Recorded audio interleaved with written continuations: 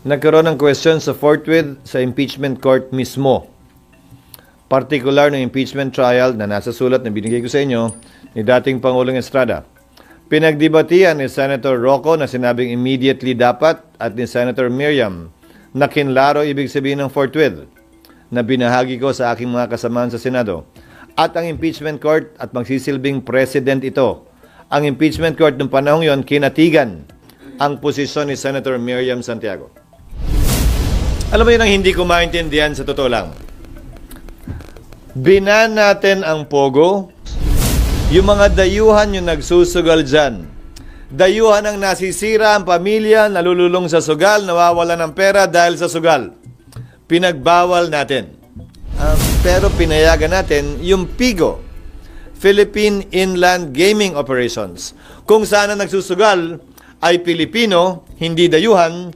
Ang nawawalan at naubusan ng pera ay Pilipino at hindi dayuhan. Sinusubukan nating iwasang masasamang bagay, pagkakamali, pagkukulang, ay tila nandyan din sa PIGO na ang tatamaan pa ay sarili natin mismong mga kababayan at hindi mga dayuhan lamang. Alam ko malaking pera ang nakukuha ng PAGCOR dito, malaking source of revenue ito at income sa parte ng pamahalaan.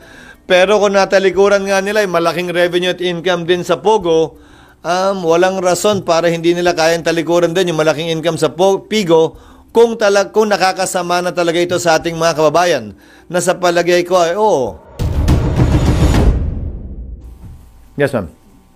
You were saying hindi ko totoo yun. I just would like to ask, were you able to contact po yung iba nating kapwa senador para masabi na you tried to reach out with them para po dito sa possible caucus na hinihingi? Paano ko sila matatanong kung interesado sila kung hindi ako nag-reach out sa kanila? Di siyempre, I messaged them, I talked to some of them. Of course, I needed to contact them about it. Number two, again, ano mang mapag-usapan namin, ganon din naman eh. Hanggat hindi kami nagre-resume, baliwala din at walang mangyayari.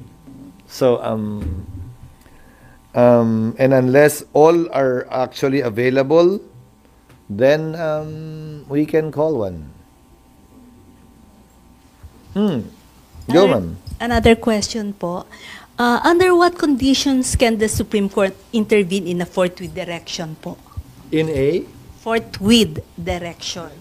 Directive, rather. There is a pending petition before the Supreme Court for mandamus.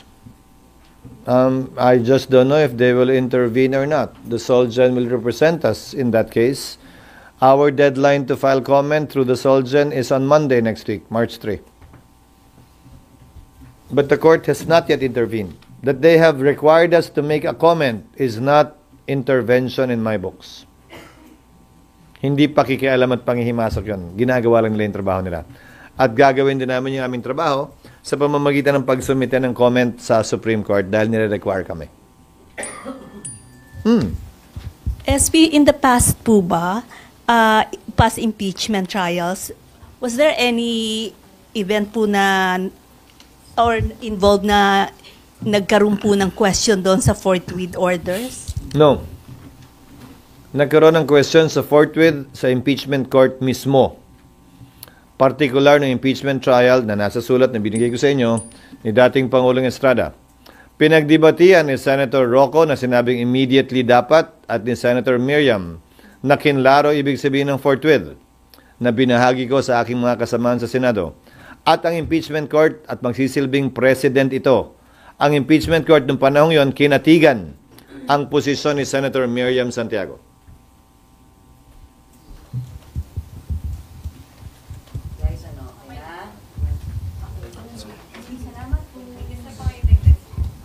Wala na, baka gusto nyo basahin para hindi na nyo ako ulitin. Mabasa kayo. Sir, sa registration. So, kung yan, sir, pagbalik din yung priority ba yun, sir? It is on the floor. It is undergoing interpolation for second reading siya. Pero may batas man o wala, inutos na ng Pangulo at pinatupad na ng PAGCOR ang pagbabawal sa lahat ng pogo. So, yung batas, ang mangyayari lang dyan ay matatali yung susunod na presidente na hindi na pwedeng payagan yung pogo as defined in the law. But insofar as this president is concerned, I don't think President Marcos has any intentions of reversing his decision to ban pogo as instructed sa implementing agency, namely PAGCOR. So, effect-wise, pareho lang yun. Pero yung lasting effect ng pogo ban, yun ay magagawa lamang kung ipasa yung batas. Para kahit sino maging presidente, hindi na pwedeng ibalik pa ang pogo. At kung babalik man yun, kailangan muna nilang i-repeal yung batas na yun. Pero sir, hindi ba yung walang commitment to have it passed before you adjourn para maging batas na siya talaga? It depends. Commitment kanino? What do you mean? Sa akin? I mean, kayo sir, Ako walang problemang ipasa yun. Wala namang karamihang problema, but it just has to go through the rigors of legislation. I don't think there's anyone in the Senate really strongly opposed to it. It just has to go through the rigors of legislation. Nasa period of interpellation na siya ngayon, na sponsor na yan ni Senator Win. So, tatanungin mo ako, may pag-asa bang makahabol yan? Meron, pero tanungin nyo nga rin, meron bang counterpart version sa Kamara yan? Hindi ko alam eh. Hindi ko alam. Kasi kung may counterpart version sa Kamara na naaprubahan na, may labang mahabol pa yan sa 2 weeks namin pag-resume. hindi sir, kung sasama niyo dun sa situation na yun, ang dami pa rin na nare-raid ng mga illegal pogo. Nandito pa rin sila, even the big bosses na. Dapat kasi mag-usap ang Bureau of Immigration at ang PAOK-TF, PNP, NBI at saka PAGCOR. Meron naman silang listahan. Ilan at sino-sino ba ang mga dayuhan na pinayagan nilang pumasok dito kaugnay ng pogo? Ang problema sa kanila, tila galit-galitan yata sila at hindi sila nagko-coordinate at nag-uusap. Napakadali namang kunin yung bilang at dami at nasaan sila. Dahil kailangan nilang i-renew yung kanilang karapatang manatili dito. Lalong-lalo na nagbigay na ng kautusan na dapat wala na silang karapatang manatili dito hanggang ngayon. Dahil hanggang December 31 na lamang yun.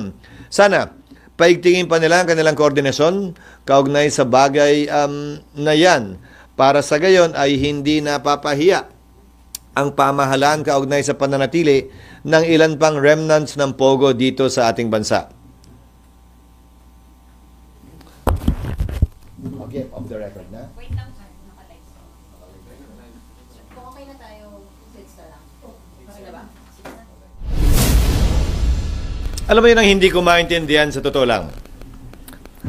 Binan natin ang pogo.